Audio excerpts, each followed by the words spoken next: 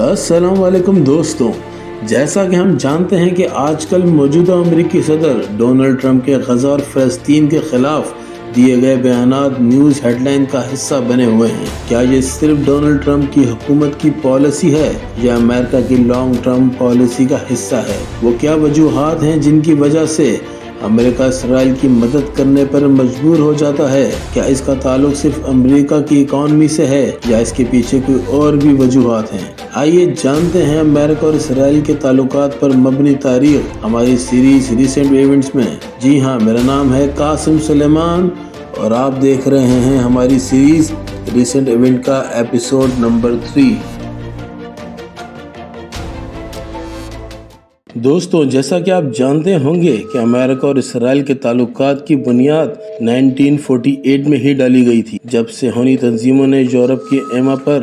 فلسطین کی سرزمین پر قبضہ کر کے اس کو اسرائیل کا نام دیا تھا۔ یہ قبضہ کیسے ہوا، یہ جاننے کے لیے آپ دیکھ سکتے ہیں ہمارا ایپیسوڈ نکبہ ڈے۔ خیر دوستوں، امریکہ اسرائیل تعلقات کیا کسی ذاتی فائدے کے لیے تھے یا بلیک میلنگ کا حصہ تھے؟ یہ جاننے کے لیے ہم تاریخ پر ایک دفعہ نظر ڈالتے ہیں۔ دوستوں، سب سے پہلے ہمیں امریکہ اسرائیل کی اس دوستی کو ایک ایسے اینگل سے دیکھنا ہوگا جس اینگل سے شاید ہی بہت کم لوگ دیکھتے ہوں، اور یہ وہ سب سے بڑا ریزن ہے جس کی وجہ سے امریکہ ہمیشہ اسرائیل کو سپورٹ کرنے پر مجبور ہوتا رہا ہے، اور وہ وجہ ہے ایونجیلیکل کرسچنز۔ جی ہاں دوستو، ایونجیلیکل کرسچنز عیسائیت کا وہ مسلک ہے جس کا ماننا تھا کہ جب تک یہودی گریٹر اسرائیل نہیں بنا لیتے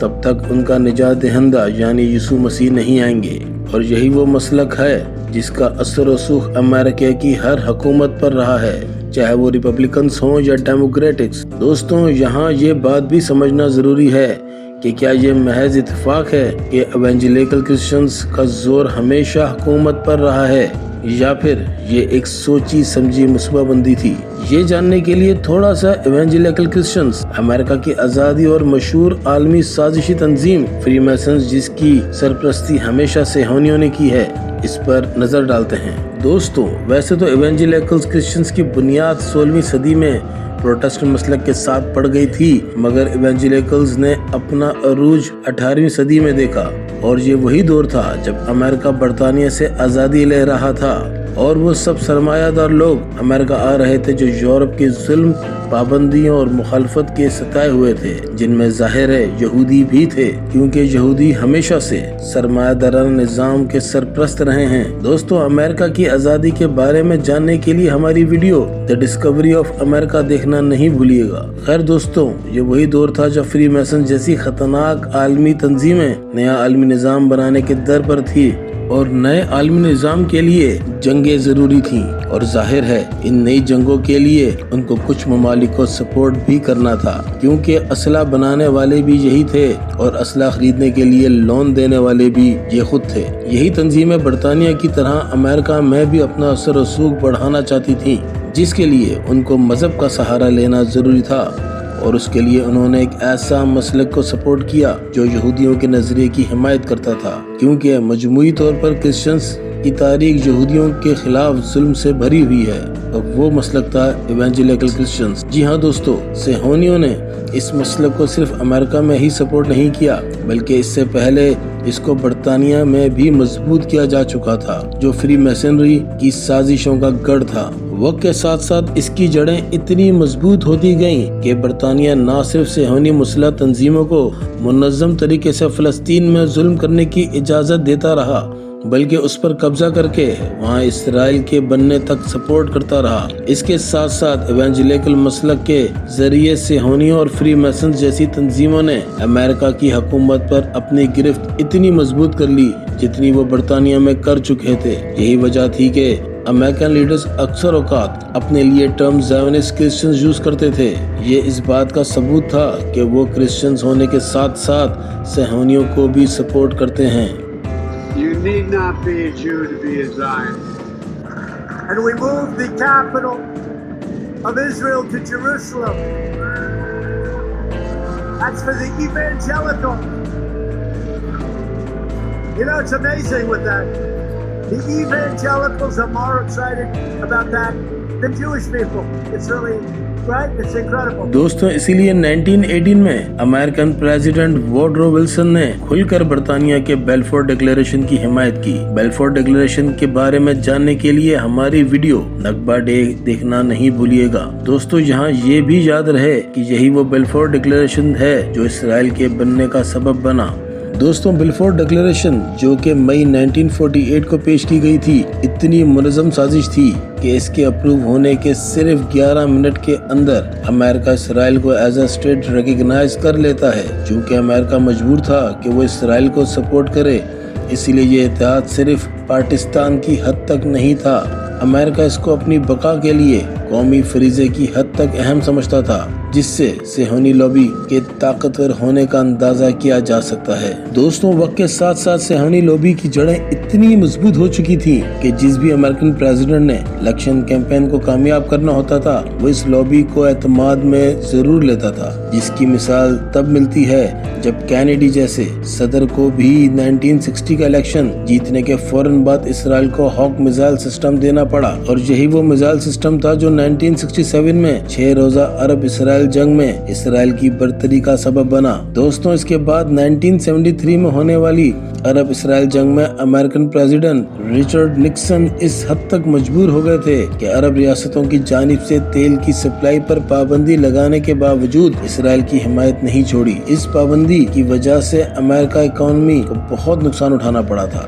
مگر شاید صہیونی لابی کی سپورٹ کھو کر وہ زیادہ نقصان اٹھاتے. دوستوں اس لابی کا امریکہ میں بننے والی حکومت پر اتنا اثر رسوخ تھا کہ جب کیمپ ڈیوڈ مذاکرات میں جمی کارٹر جیسے پریزیڈنٹ نے فلسطین کاز کی حمایت کی تو اس لابی نے جمی کارٹر کی سپورٹ سے دستبردار ہو گیا اور اس کا نتیجہ یہ نکلا کہ جمی کارٹر ری الیکشن میں نہ صرف ہار گئے بلکہ بدترین شکست کا سامنا کرنا پڑا اور ان کے مقابلے پر جیتنے والے رونلڈ ریگن الیکشن جیتنے کے فوراً بعد اسرائیل کے ساتھ نہ صرف آزاد تجارت کا معاہدہ کرتے ہیں بلکہ اسرائیل کو سب سے بڑا نان نیٹو اتحادی بھی قرار دیا جاتا ہے کیونکہ رونلڈ ریگن سمجھ چکے تھے کہ اگر انہوں نے کامیاب پریزیڈنٹ بننا ہے تو اس لابی کو اعتماد میں رکھنا ضروری ہے جن کا امریکن اکانومی پر بہت گہرا اثر تھا.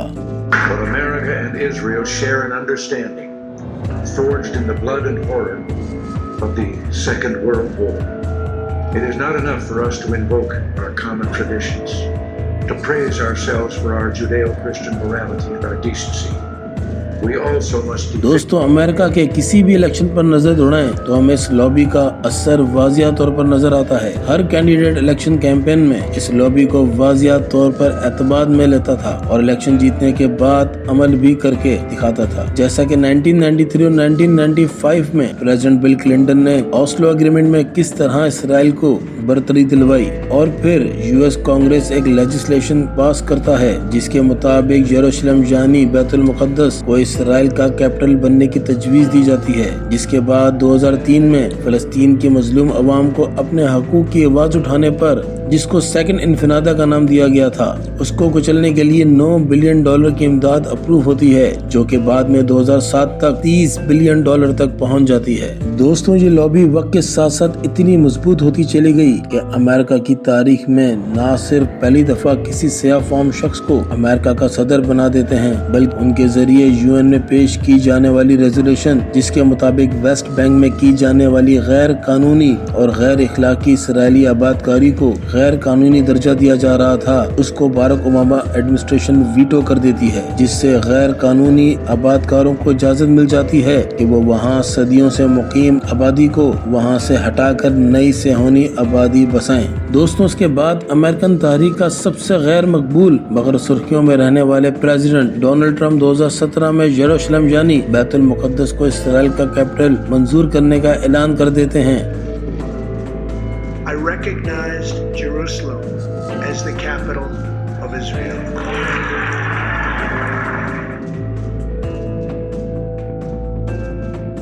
शायद यही वो कमिटमेंट थी जिसकी वजह से इतने मतनाज़ा कैंडिडेट भी इलेक्शन जीतने में कामयाब हो गए। दोस्तों, ये इत्तेहाद इस हद तक मतनाज़ा हो जाता है, या शायद ये कह लें कि इस हद तक अमेरिका की मजबूरी बन जाता है कि जब 2021 के इंटरनेशनल क्रिमिनल कोर्ट फलस्तीन में होने वाले इसराइली जुराइम की इन्वेस्टिगेशन करने का फैसला करता है तो बाइडन इंतजामिया कोर्ट प्रोसिक्यूटर्स पर अमेरिका में दाखिले पर पाबंदी आयद कर देती है ताकि इसराइली जंगी जुराइम और मुजालिम पर पर्दा डाला जा सके। दोस्तों, मौजूदा सूरत हाल में भी हमने देखा है कि 7 अक्टूबर के बाद किस तरह इसराइल ने फलस्तीन के निहत्ते और मजलूम अवाम के खिलाफ जुल्म का बाजार गर्म कर रखा है, जिसके लिए अमेरिका की जानिब से खतरनाक तरीन असला फराम किया जा रहा है। दोस्तों, अमेरिका और इसराइल इत्तेहाद जितना मजबूत हो रहा है उतना ही बेनकाब भी हो रहा है, जिसका सबूत प्रोफेसर जॉन मेयरशाइमर जो यूनिवर्सिटी ऑफ शिकागो में पॉलिटिकल साइंस पढ़ाते हैं और प्रोफेसर स्टेफन वॉल्ट जो हार्वर्ड यूनिवर्सिटी में इंटरनेशनल रिलेशन के प्रोफेसर हैं, इनकी किताब the Israel lobby and US foreign policy में वाज़िया तौर पर बताया गया है कि किस तरह यूएस